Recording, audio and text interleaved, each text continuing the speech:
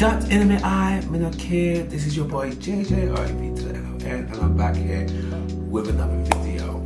So if you saw in my previous video, I was in the airport. I decided to do a vlog from the airport because I was stuck in the airport. So I was stuck in Terminal North Airport in Gatwick, that's in London, and it was because there was a huge train strike and it shut down all the trains. When I tell you there was a lot of people, there was a lot of people. The only reason I heard about this is because a friend of mine was performing in Brighton, a comedian, and they called and said that they were finding it difficult to get home. So when I started looking and investigating, I see that like all the trains are gone, there's no way of getting home, it stopped at a certain time, it's not going to start till like a day later in the morning. I had rehearsals, so it was really important that I was able to be in the country. I was doing my play, which I'll talk about probably later. I was like, I need to do something because there's no way I am going to sleep in an airport. No way on earth. None. No. So I did some research and I found that there's a hotel called Your Hotel.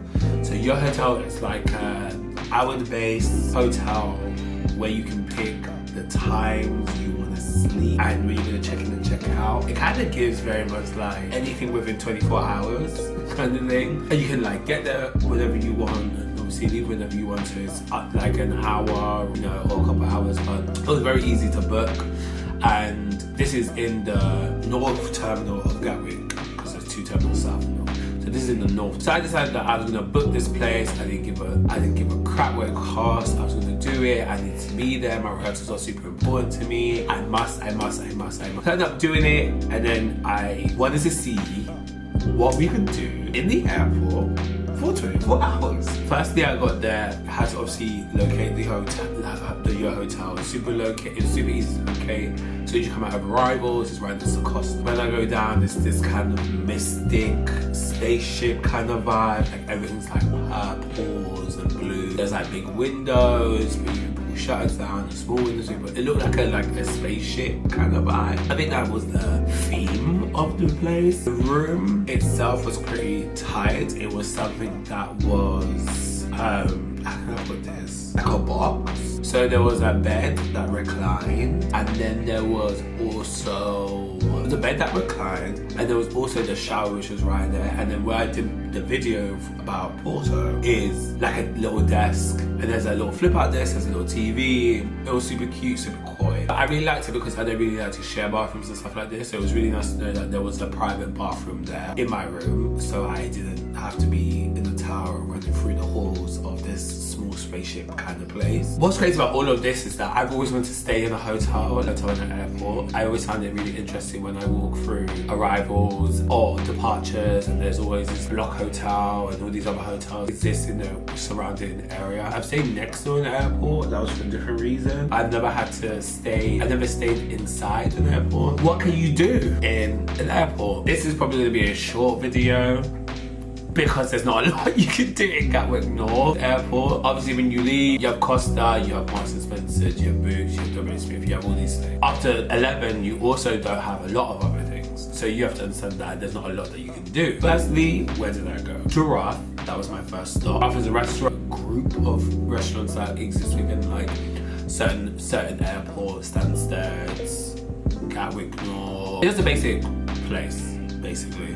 I got some halloumi fries, an espresso martini that was meh, some wings, because you know you can't go wrong, and some sweet potato fries. A little snack on my belly bell. I was hungry as hell. The next on my next stop house, let me walk around. I walk around, I go through the airport. Really can't really see fuck all. I can't say that.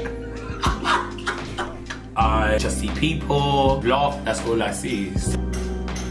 Fuck me. I didn't know what was happening in the airport. I thought like, me walking around the airport looked suspicious, but I said, you know what, I'm going to do it anyway. Very much to my surprise, I seen Gatwick North, which is arrivals, departures actually, it's not just arrivals. British Airways have their own bit, like a whole big bit. I saw another W.H. Smith, so I was like, okay, this is loaded, love it. But I didn't do anything, well, I didn't think I was going to get received well by security. So I decided I would just tell you and then give you the bits that I thought were really interesting, or as much as interesting it get when you're in the airport. I know some airports do have bigger and better things. I want to do one about Heathrow, Dubai, whatever airport I go to, I'm going to do more. There's some airports I've been to. Hamburg, which is super dead. Berlin to a degree is kind of dead. Actually, there's a lot of restaurants. But yeah, kind of dead. Copenhagen airport's really nice. I just go to the W.H. Smith because that's all I could really find. So I'm looking around W.H. Smith and all you can see is books. So that's W.H. Smith. You obviously can get little snacks and water and juice and sweets and stuff like this, but mainly it's books. And the thing is, I like a book. I like books. Do I read them a lot? No, but I do like them. They're pretty. That's my endeavors. I went around and walked around and I found that there was a prayer room. Obviously, I personally don't think like it's becoming like filming in the prayer room to show you it, but it's a prayer room. It's a multi-religion prayer room, so usually the walls kind of look like similar to if you've been to a Mormon church, like very like beige inside, very simple, not really disturbing anybody's religion. And you can pray in there, I'm guessing so.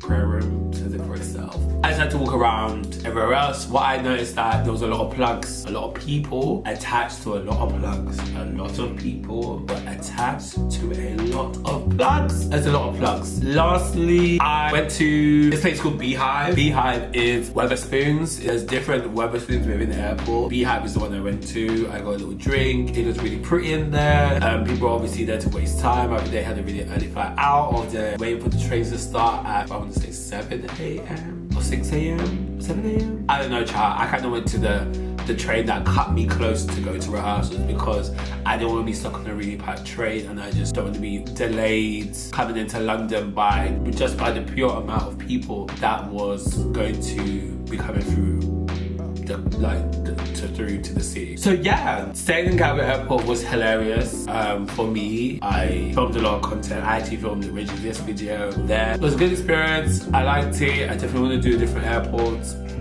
and stay in them if there's a hotel attack. I think this is like a really weird thing to do, but I'm really interested by it and intrigued. I think with my travels, something always gets me, which is travel time. And do I cut travel time by staying somewhere that's close to there? You know, somewhat not eat because it's like in the middle of a motorway. I don't know. Tune in for my next episode. Don't know what I'm going to talk about, but it's going to be interesting. Okay, bye. 3.